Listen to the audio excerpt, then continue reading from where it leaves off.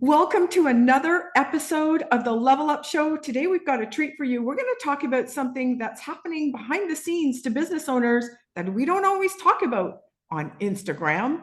Welcome, Linda Karressy, to the show. Hi, Linda. Hi, thank you so much. Tell us a little bit about you, please. Okay, great. So I am Linda Karressy. I am owner of Insight Financial Group, where we keep accounting simple. So provide accounting services to service-based businesses and nonprofits. Most importantly, I love teaching all things about business finance, nonprofit finance. So that's my jam. So if you want to learn more about business finance, nonprofit finance, that is me. The nonprofit finance is a very interesting topic because those two topics don't usually go together, do they? I want to start a No. nonprofit. And so tell me a little bit about your experience with that.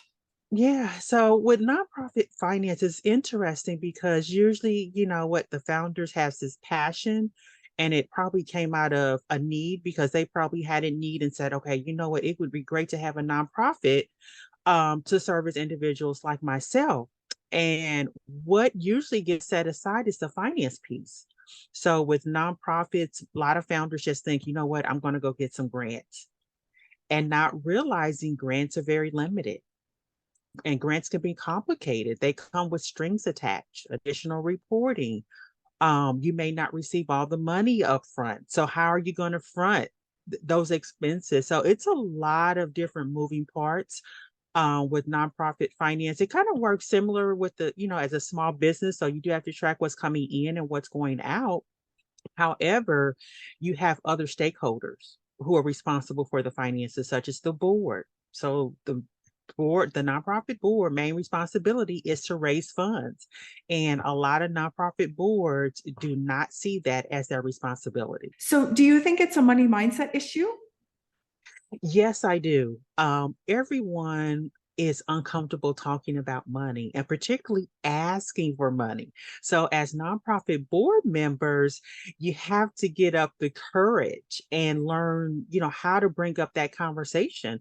And, of course, I'm not into fundraising, but what I've learned is just if a nonprofit board member can understand what programs the nonprofit is offering, what's going on, invite individuals, invite potential donors and say, oh, we're putting on this program, would you like to come and visit?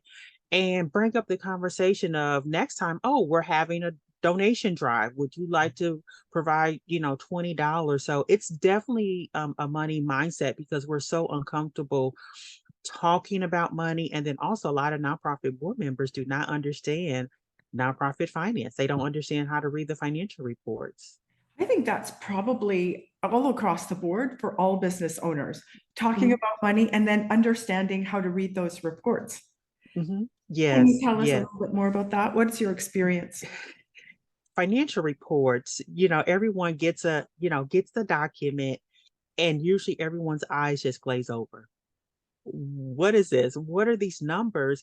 And no one educates. So if you go to a business finance workshop or regarding nonprofit finance, it's more about, okay, how do you set up QuickBooks? How do you set up your accounting systems?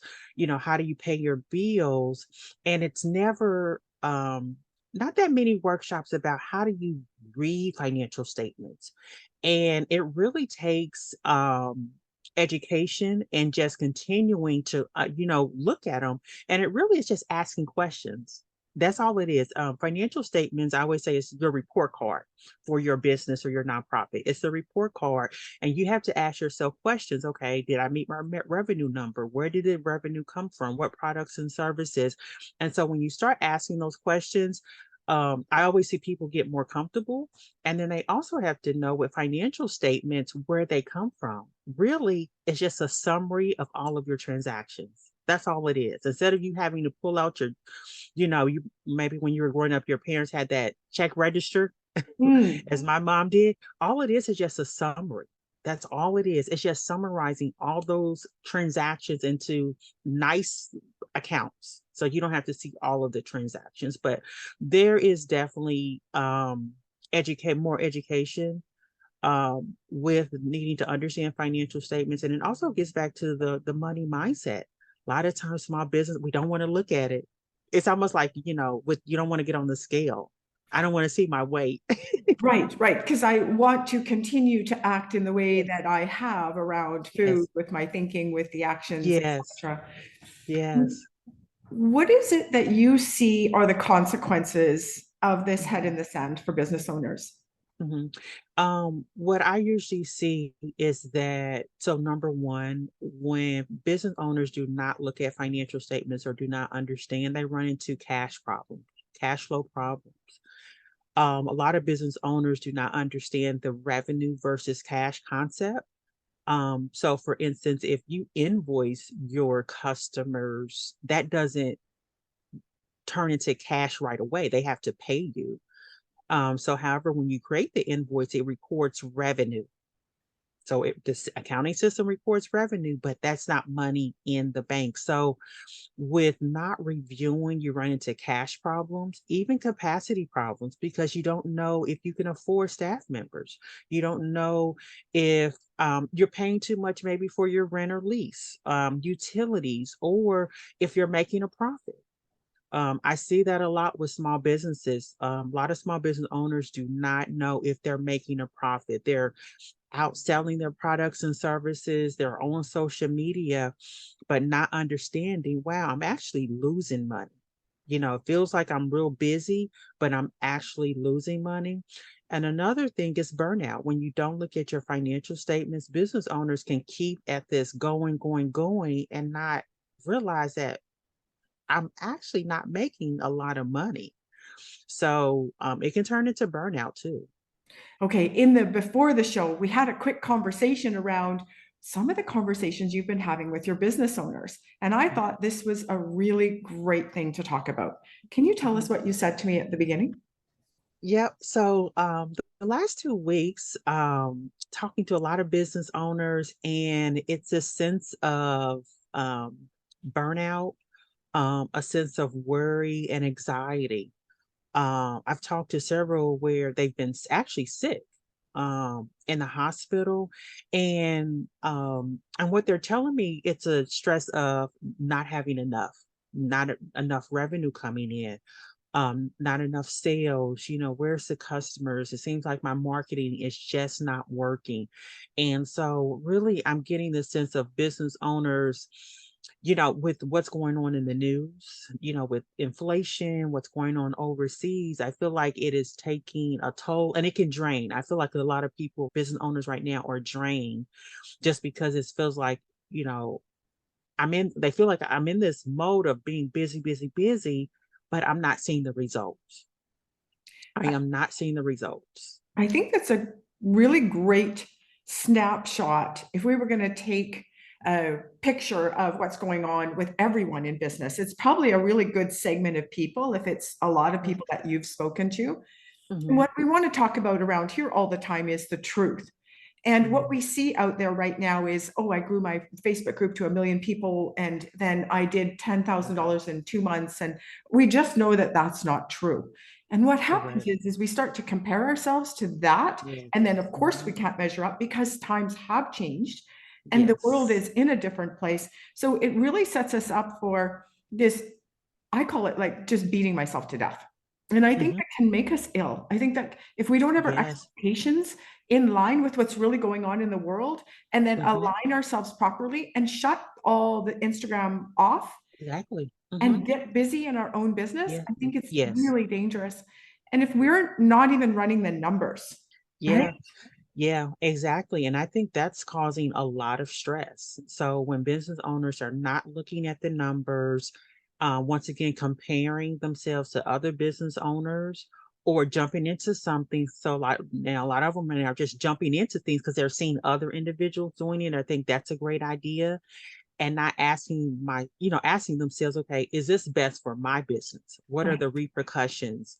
And so what I've been telling business owners, this is nothing to do with accounting, but take a piece of paper, take a notebook, and just write everything that's in your head. Because right now there's a lot of things in everyone's head. Write it all down. That's your parking lot list. Yeah. Mhm, yeah.